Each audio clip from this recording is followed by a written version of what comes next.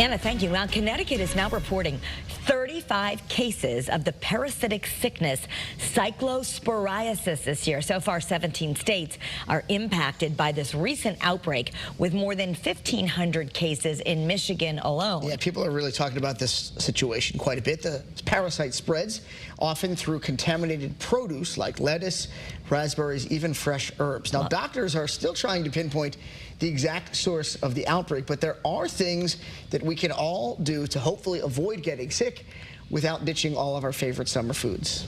Take precautions with your fruit and your produce.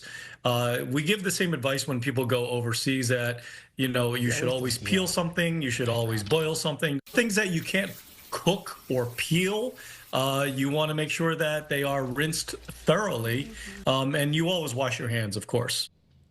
Yeah, state health officials say you should wash all of your produce under running water and skip the pre-bagged salads for now. Those I know are convenient, but maybe just cut it up yourself and really wash. Symptoms included diarrhea and nausea, and they can last days or weeks. If you do get sick, see a doctor. It's actually treatable with antibiotics. Right